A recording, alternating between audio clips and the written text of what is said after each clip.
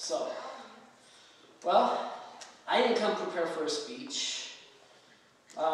Been here 2 years ago in my race against the House race, in the House race for District 64. Not much has changed. Republicans still dominate the state. Republicans still corrupt as ever. With the Republican Party itself.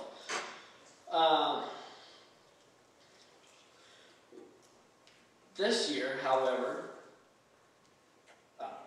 I'm faced with the opportunity of going against a very powerful state senator by the name of Kurt Bramble that's been there for 16 years.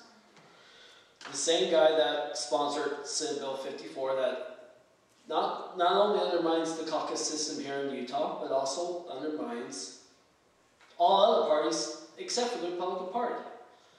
The same man that voted to legalize gender-neutral locker rooms in this state. The same man, and the list goes right down the line. The same man who has generated, just this year alone, over $50,000 from special interests. $15,000 from last year. With all this being said, the cards are stacked against us. So we could do two things here. We could either be negative, oh well, it's me, just go out and educate, I've lost anyway. No.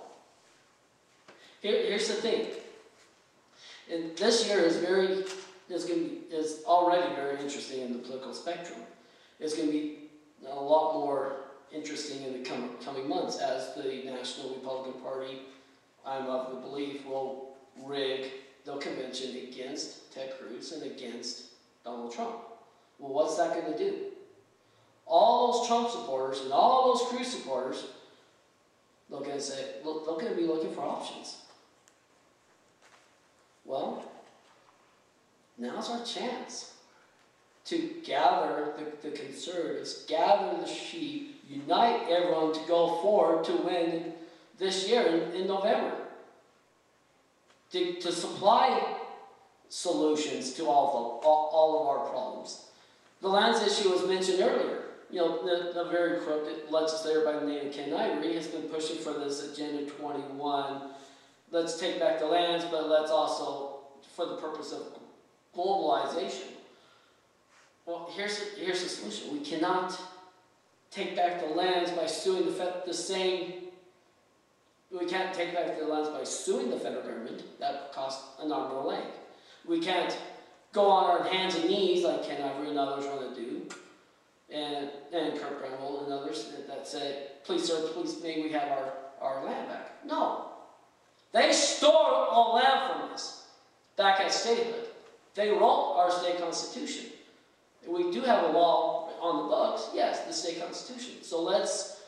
So my solution, the solution is to amend the state constitution, take back our lands, but don't put it in the hands of the tyrants 200 miles away in Salt Lake City. Put it in the hands of the people. The founders believed in homesteading. Why not homesteading? It's worked before. Why not? It opens up the door for property rights, which needs to be protected. That is the number one goal of government, property rights. Most of this Bill of Rights are protection of property rights. In James Madison's 1798 National Gazette article, he mentions speech as a form of property, ideas as a form of properties, our religious affiliations as property, as well as our tangible property and our financial property as well. So you look at the Bill of Rights, First Amendment, protection of our speech and our faith. Second Amendment, for the protection of our properties, our family, and right on down the list. Let's see.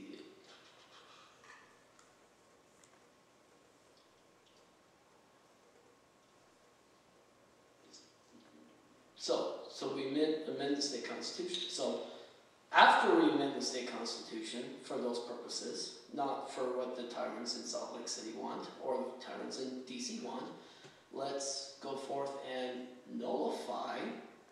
nullification resolution of the Enabling Act that came before statement, which forced most of the states in the western United States to adopt the Enabling Act to allow the land to be stolen. You know, that's one way to fight back BLM. You know, which, on that subject, we also need to repeal that piece of legislation that State of Utah passed this last session that creates the DLM. So,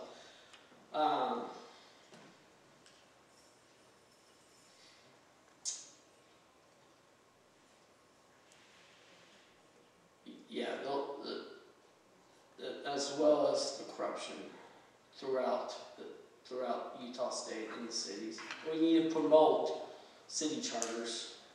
We need to promote the option for cities to charter and adopt city constitutions to be sovereign from the state. Same thing with the county. We need to teach people that they are sovereign themselves. And once again, the only purpose of government is to be there to, you know, as the mediator, to stop someone else from infringing upon my rights, or vice versa. That's it. That is it. We are supposed to be free and sovereign, to live our lives, to give liberally to our neighbors and our family, to help them along, not seek for government and this or that.